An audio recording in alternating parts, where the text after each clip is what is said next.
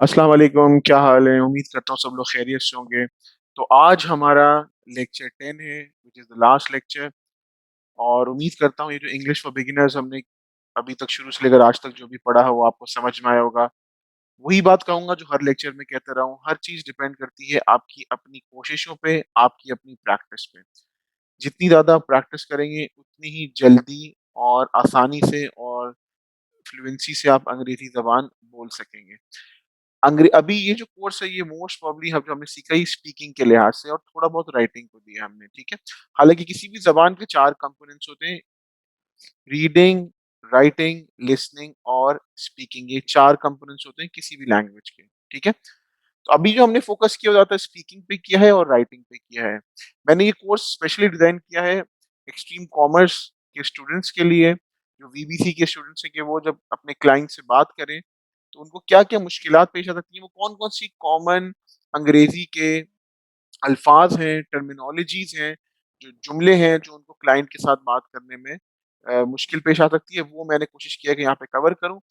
आज भी जो हमारा लास्ट लेक्चर है, मेरी कोशिश होगी कि मैं इसको ई-कॉमर्स स्पेसिफिक किया है ज़्यादा, कि आप जो क्लाइंट से बात करते हैं, वो किस तरह शुरू कर सकते हैं, किस चीज़ को क्या-क्या कहा जाता है, अंग्रेज़ी ज़बान के वो कौन से 100 कॉमन वर्ड्स हैं, जो उनके मतलब आपको पता होना चाहिए और उनको जुमले में कैसे इस्तेमाल किया जाए। तो आइए अपने लेक्चर का बाकायदा आगाज़ करते हैं। मैंने जो सबसे पहले जो चूज़ किया था, वो मैंने किया है इलेक्ट्रॉनिक डिवाइसेज़ का, ठीक है? ये वो चीज़ें हैं और उनको क्या-क्या कहा जाता है, इन सबको आपने कहीं न कहीं देखा हुआ होगा। फॉर एग्ज़ाम्पल ये फैन है, इसे फैन भी कहते हैं, सीलिंग फैन भी कहते हैं। फानूस हम उर्दू में कहते हैं, इसे शैंडिलियर कहा जाता है। क्या कहा जाता है? शैंडिलियर कहा जाता है। वॉशिंग मशीन कहते हैं, क्लोथ्स ड्रायर भी कहा जाता है, mouse, MP3 player, oil free fryer जिसमें फ्राइज़ बनते हैं, piano, coffee maker, computer, photocopier कहते हैं हम इसको, कॉपियर भी कहते हैं, ठीक है? कर्लिंग आयरन आयरन जिससे ख़वातीन अपने बाल सीधे करती हैं अमूमन, ठीक है? आप शायद लोगों ने तो यूज़ नहीं किया हो, लेकिन अमूमन ख़वातीन इसको यूज़ करती हैं, शायद कुछ मर्द हज़रात भी इसको यूज़ करते हो, लेकिन अमूमन ये मैं तो नहीं यूज़ कर सकता, ठीक है? आप लोग ही यूज़ कर सकते हैं बेटा, ठीक है? अच्छा, अ, बाकी ये चीज़ हो गई, इसमें आपका डिजिटल कैमरा हो गया, ओवन हो गया, प्रेशर कुकर हो गया, ठीक है? ये रिसोर्सेज़ के अंदर जो आपने इस कोर्स के अंदर एक रिसोर्सेज़ का फ़ोल्डर भी है, इसमें सारी चीज़ें आपको मिल जाएँगी, ठीक है? रेडियो हो गया, रीडिंग लैंप, फ्रिज कहते हैं, असल में इसको रेफ्रिजरेटर कहा जाता है, ठीक है? डिश वॉशर हो गया, ठीक है? हमारे यहाँ ख़ैर ऐसी कोई चीज़ नहीं होती, हम खुद ही बेसन में जो है ना उसको धो देते हैं, ठीक है? प्रोजेक्टर हो गया, रिमोट कंट्रोल हो गया, रेडिएटर हो गया, ठीक है? तो ये वो कॉमन चीज़ें हैं जो आप अंग्रेज़ी मतलब इलेक्ट्रॉनिक डिवाइसेज़ जिनको अंग्रेज़ी ज़बान में क्या-क्या कहा जाता है। आइए वो कॉमन वर्ड्स देखते हैं जो बहुत ज़्यादा अंग्रेज़ी ज़बान में इस्तेमाल होते हैं। फॉर एग्ज़ाम्पल, टाइम का क्या मीनिंग होता है? वक़्त, टाइम कहते हैं वक़्त को। ईयर साल को कहते हैं, पीपल कहते हैं लोग। एक बात याद रखिएगा, चाहे अंग्रेज़ी में कोई भी गलती करो भाई, पीपल्स मत बोलना, पीपल्स कोई चीज़ नहीं होती। पीपल जो है वो पर्सन का ऑलरेडी प्लूरल है, ठीक है? पीपल पर्सन की जमा है, ऑलरेडी कई लोग मिलके पीपल बने, तो पीपल्स कुछ नहीं होता, याद रखिएगा ये बात, ठीक है? वे रास्ता, डे मतलब दिन, मैन थिंग, मैन आदमी कहते हैं, थिंग चीज़ को कहते हैं, वुमेन कहा जाता है खातून को, लाइफ जिंदगी कहते हैं, चाइल्ड बच्चे को कहते हैं, वर्ल्ड कहते हैं दुनिया को, स्कूल कहते हैं जिस स्कूल में जाते हैं, स्टेट कहते हैं। देखो स्टेट के दो मायने होते हैं, स्टेट होते हैं कंडीशन को भी कह सकते हैं और स्टेट मुल्क को भी कहा जाता है। फैमिली खानदान को कहते हैं, स्टूडेंट कहते हैं तालिब इल्म को, ग्रुप कहते हैं 4-5 लोगों का जो ग्रुप आपने सुना होगा, प्रॉब्लम कहते हैं मसाइल को, ठीक है? तो ये वो चंद जो अल्फाज हैं। अच्छा, मैं चंद अल्फाज के मतलब बताऊंगा, 100 के 100 के तो नहीं बताऊंगा कि सारा टाइम इसलिए निकल जाएगा। डिक्शनरी ले, इंग्लिश टू उर्दू या इंग्लिश टू इंग्लिश डिक्शनरी, उसमें जुमले के साथ ये चीजों के मतलब दिए हुए होंगे, ठीक है? अमूमन हम इस्तेमाल करते हैं मोमेंट, मोमेंट कहते हैं लम्हे को, ठीक है? रिसर्च कहते हैं तहकीक को, सही है? और पेरेंट हो गए, फादर बाप को कहते हैं, मदर आप सबको होते हैं, मदर को कहते हैं, ठीक है? अच्छा, एक चीज और, जब भी आप इस्तेमाल करेंगे, आपके कितने बहन भाई हैं? How many siblings do you have? Siblings कहते हैं बहन भाइयों को। अच्छा, खाला को क्या कहेंगे? Aunt from the maternal side. Maternal कहते हैं मदर वाली साइड से जितने भी लोग होते हैं, मैटरनल। और पैटर्नल पी से शुरू होता है, पैटर्नल कहते हैं फादर की साइड से जितने भी रिश्तेदार होंगे आपके, उनको क्या कहा जाता है? उन्हें कहा जाता है पैटर्नल। जैसे अंकल, चाचू को कहेंगे uncle from the paternal side. Uncle from the paternal side मतलब चाचू को क्या कहा जाता है? पैटर्नल साइड से अंकल हैं ये मेरे, ठीक है?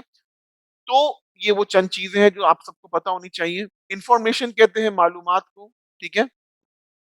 टीम हम सबको होता है, टीम कहते हैं जब काफी लोग मिलके एक ही गोल के लिए काम करते हैं। फ्रेंड, दोस्त को कहते हैं सर्विस।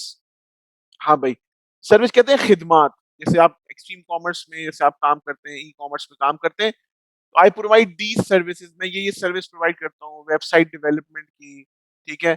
और मैं सर्विस प्रोवाइड करता हूँ आपको कंटेंट राइटिंग की, जो भी अंग्रेजी की लिखाई होती है उसकी, ठीक है? और भी बहुत सारी सर्विसेज होती हैं। होम कहते हैं घर को, ठीक है? गवर्नमेंट कहते हैं, हम सबको पता है हुकूमत को गवर्नमेंट कहा जाता है। क्वेश्चन कहते हैं सवाल को, ठीक है? पार्टी, किसी भी गैदरिंग को, दावत को पार्टी कहते हैं। हिस्ट्री कहते हैं तारीख को, ठीक है? लॉ कहते हैं कानून को।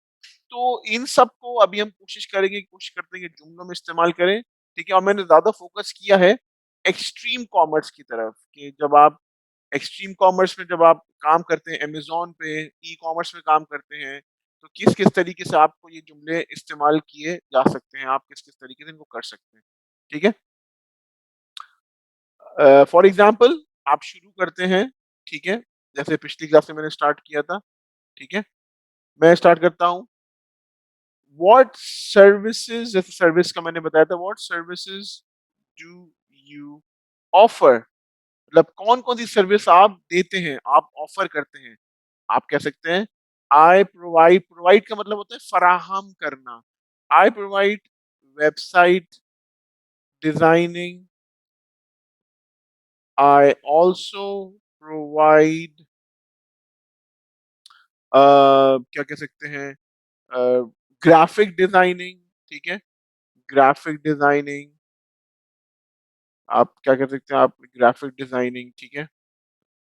और क्या हो सकता है इसमें?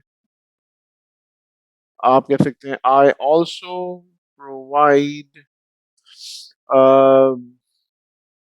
एसईओ, सर्च इंजन ऑप्टिमाइजेशन जिसे कहते हैं आप, ठीक है? कोई आपसे पूछेगा what services do you offer, तो आप कह सकते हैं आई ऑफर, भी कह सकते हैं, जैसे आप कह सकते हैं आई ऑफर वेबसाइट डिजाइनिंग, भी कह सकते हैं, या आई प्रोवाइड, दोनों चीजें सही हैं, ठीक है? अच्छा, एक लफ्ज आपने बहुत सुना होगा, पोर्टफोलियो। पोर्टफोलियो कहते हैं कि क्या क्या चीजें आप प्रोवाइड करते हैं, आपका पोर्टफोलियो क्या है, आपने पास्ट में क्या क्या काम किया हुआ है। जैसे क्लाइंट पूछता है can you show me your portfolio, can you show me your portfolio का मतलब होता है कि आपने जो पास्ट में काम किया हुआ है, माजी में जो आपने काम किया हुआ है, आप वो मुझे दिखा, क्या है आपका पोर्टफोलियो? कोई देख के ही वो आपको सर्विस मतलब देगा ना, अपना कॉन्ट्रैक्ट देगा जो भी काम कर रहा है, ठीक है? आप कह सकते हैं yes sure I can show you my portfolio, ठीक है? शो का मतलब होता है दिखाना, बिल्कुल, yes sure I can show you my portfolio, बिल्कुल जी हाँ, मैं अपना पोर्टफोलियो आपको दिखा सकता हूँ, ठीक है? जैसे और आप इसमें कर सकते हैं, जैसे ये बात हो गई, ठीक है? अब बात कर सकते हैं कि क्लाइंट आपसे पूछता है how much time you will take to complete this project, आपको कितना टाइम लगेगा इस प्रोजेक्ट को, इस काम को कंप्लीट करने में? आप कह सकते हैं इट विल टेक, जब भी कोई चीज के बारे में श्योर ना हो ना, तो ऐसे अराउंड कह सकते हैं, इट विल टेक अराउंड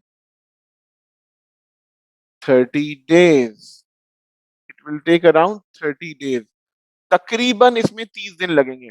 कभी भी श्योर डेट नहीं देते, it will take around 30 days, ठीक है? जैसे टाइम क्या होते हैं, अ, जैसे आप कहेंगे आई विल, जैसे आप कह रहे हैं कि मैं आऊंगा 12 के आसपास, तो आप कह सकते हैं आई विल कम अराउंड 12, मतलब 12 के आसपास, आई विल कम अराउंड, कोई डेफिनेट टाइम नहीं दे रहे, आप कह रहे हैं आई विल कम अराउंड 12, मैं 12 के आसपास आऊंगा, ठीक है? अब टाइम देखना, देखिए कैसे कहते हैं, टाइम के 2 तरीके होते हैं, आप किसी को टाइम बता सकते हैं। जैसे 12-5 हुए हैं, कितने हुए? 12-5 आप कह सकते हैं 5 को कहते हैं 5, 5 पास्ट 12। अंग्रेजी में ये भी तरीका होता है बात टाइम बताने का।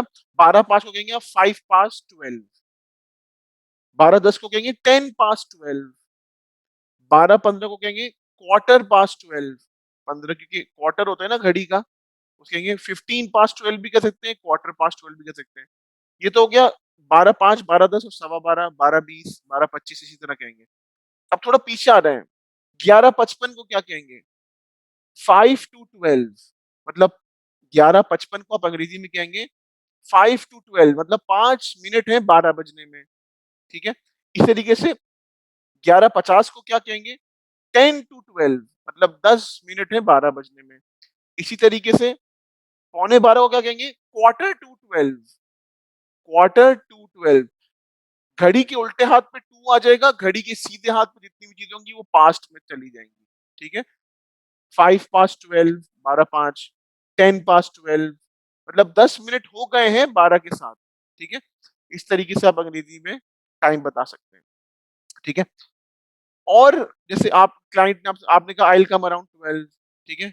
आप क्लाइंट को बताना चाह रहे हैं ये काम मैं आपको अगले हफ्ते दे दूंगा। आप कह सकते हैं I will complete this work by next week. I will complete this work by next week में, अगले हफ्ते तक आपको ये काम कंप्लीट करके दे दूंगा, ठीक है? अब किसी से टाइम मांग रहे हैं और I need 10 more days to complete this work. मुझे 10 दिन और चाहिए इस काम को कंप्लीट करने के लिए, ठीक है? अच्छा, तो ये सब चीजें हमने पढ़ी कि अल्फाज को कैसे इस्तेमाल करते हैं, वो कॉमन क्या-क्या चीजें हैं जो आप बोल सकते हैं अंग्रेजी ज़बान के अंदर। देखो यार, आखिर में हमारे कोर्स का तकरीबन इख्तिताम हो चुका है। मेरी दुआ है कि आपके ये कोर्स काम आए, आप खूब पैसा कमाएँ इस कोर्स के थ्रू। लेकिन एक बात याद रखिएगा, जब तक आप अंग्रेजी बोलते हुए गलती नहीं करेंगे ना, आप अंग्रेजी नहीं सीख सकते।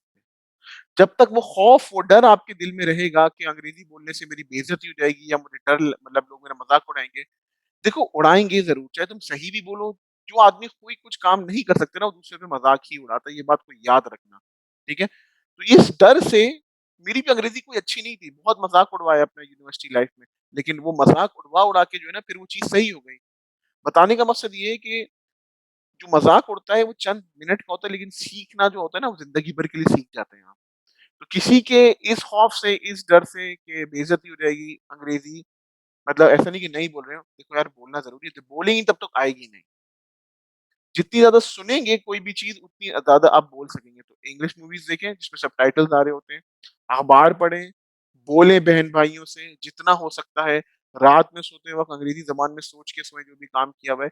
जितनी ज़्यादा एक ज़बान में आपकी इन्वॉल्वमेंट रहेगी, लैंग्वेज में इन्वॉल्वमेंट रहेगी, उतनी आसानी से वो ज़बान आपको आएगी। ठीक है?